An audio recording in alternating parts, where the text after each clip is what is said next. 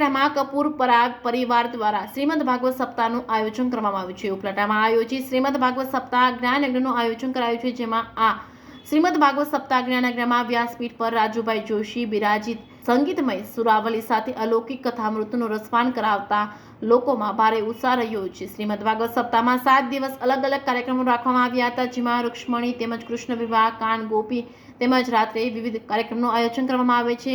આ ભાગવત સપ્તાહ એક ગરીબ પરિવાર દ્વારા ખેતીમાં ભાગીદારીથી વાવણી કરી બચત કરેલ પૈસામાંથી કરવામાં આવી હતી। અન્ય કોઈ પાસે ફાળો લીધા વગર એક પરિવારે સમગ્ર કાર્યક્રમનું ખૂબ જ સારી રીતે આયોજન કર્યું છે।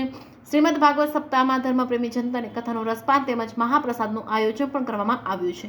જે કેસરી ગુજરાતી સાથે અર્શી આહિર, ઉપલેટા।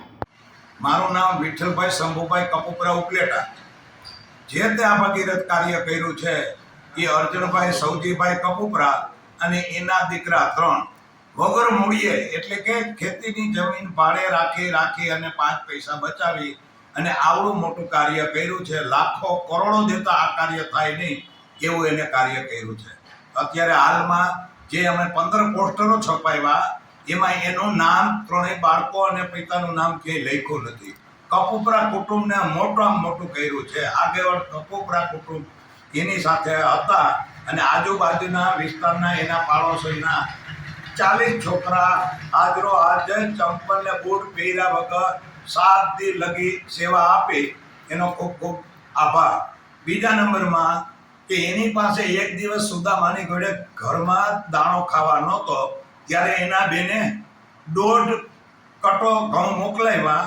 પછી અર્જુનભાઈએ ખેતરને એના બાળકોને લઈ ખેતરમાં ઓહલો ઘઉંનો કરી અને 1.5 ખાંડી ઘઉં ધોકાવી અને અર્જુનભાઈના ઘરેથી મારી ભાભીએ ધોકાવીને 1.5 ખાંડી ઘઉં ઘરમાં રાખ્યા।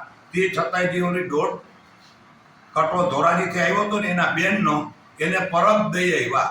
કોઈનું ઋણ અત્યારે આ લોકોએ રાખ્યું નથી। એવી સુદામા જેવી પરિસ્થિતિ હતી તો એને કોઈનો ઋણ રાખ્યો નથી અને એ લોકોએ અત્યારે 7 પેઢીનું ઋણ ઉતાર્યું છે।